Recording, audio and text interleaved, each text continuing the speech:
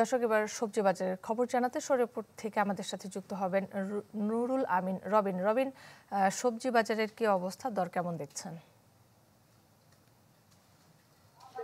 কাকলি, শীতের একেবারে শেষ সময়ে এসে কিন্তু সবজির বাজারে কিছুটা ঊর্ধ্বমুখী দাম এমনটাই মনে হচ্ছে। কারণ এতদিন যে সবজির বাজার অনেকটাই নিয়ন্ত্রণে ছিল বা দাম কম ছিল, সেটি কিন্তু রোজাকে সামনে রেখে এই সময় কিছুটা বাড়তে শুরু করেছে। বিশেষ করে আমি যদি বলি যে ফুলকপি, যেটির দাম গত সপ্তাহে আমরা দেখেছিলাম 12 থেকে 15 টাকা কেজিতে বিক্রি হতে, আজ কিন্তু সেই ফুলকপি 30 টাকা কেজিতে বিক্রি হচ্ছে। অর্থাৎ এক সপ্তাহ ব্যবধানে প্রায় দ্বিগুণ দাম হয়েছে ফুলকপির। এছাড়া আলুর দামও কিন্তু গত সপ্তাহের থেকে কেজিতে 5 টাকা বৃদ্ধি পেয়েছে। গত সপ্তাহে যে আলু বিক্রি হয়েছে 15 টাকা কেজিতে, আজ কিন্তু সেটি 20 টাকা কেজিতে বিক্রি হচ্ছে।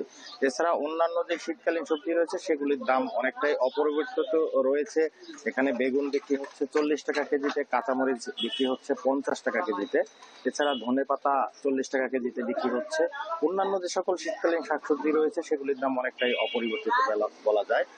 আর ক্রেতা পর্যায়ে যেটি পড়ছে, যেহেতু সামনে রোজা একেবারেই কাছাকাছি চলে এসেছে, যার কারণে যে সকল বাজারে যারা রয়েছেন ক্রেতা বিক্রেতা, তারা কিন্তু রোজাকে সামনে রেখে কিছুটা দাম বাড়িয়ে থাকেন। যার কারণে প্রশাসনের পক্ষ থেকে যেন এই রমজানকে সামনে রেখে বাজার মনিটরিং করা হয়, সেই ধরনের একটি দাবি কিন্তু ক্রেতা এবং ভোক্তা পর্যায়ে থেকে করা হচ্ছে। কাকলি, এই ছিল আমার কাছে শরীয়তপুর থেকে সবজি বাজারের সবচেয়ে তথ্য।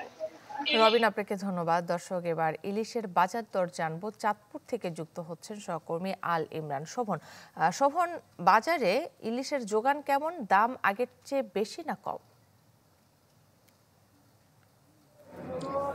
সরবরাহ কম থাকায় চাঁদপুরে এখন ইলিশের দাম বেশ চড়া। আমি এই মুহূর্তে রয়েছি চাঁদপুর জেলা শহরের অন্যতম যে ইলিশের যে পাইকারি বাজার রয়েছে সেই বড় স্টেশন এলাকার মৎস্য আড়তে রয়েছি। এখানকার ব্যবসায়ীরা বলছেন বেশ কয়েকদিন যাবত এখানে ইলিশ খুবই কম পরিমাণে আমদানি হচ্ছে, যার কারণে দাম চড়া। আমি যদি আজকের যদি একটু বাজার দরটি জানাই, সেটি হচ্ছে 1 কেজি পরিমাপের যে ইলিশ রয়েছে সেটি বিক্রি হচ্ছে 2500 থেকে 2800 টাকা কেজি ধরে। এছাড়া 1200 থেকে 1300 গ্রামের যে ওজনের ইলিশগুলি রয়েছে সেটি বিক্রি হচ্ছে 3200 থেকে 3500 টাকা ধরে। এছাড়া 700 থেকে 900 গ্রামের যে ওজনের যে ইলিশ রয়েছে সেটি বিক্রি হচ্ছে 2200 থেকে 2500 টাকা ধরে। ব্যবসায়ীরা বলছেন সরবরাহ একেবারেই কম। আপনাকে আরেকটি বিষয় জানিয়ে রাখি, আগামী মার্চ এপ্রিল 2 মাসই ইলিশের পোনা যে জাটকা, এই জাটকা রক্ষাকল্পে 2 মাসের ইলিশ অবশ্রম কর্মসূচি শুরু হবে।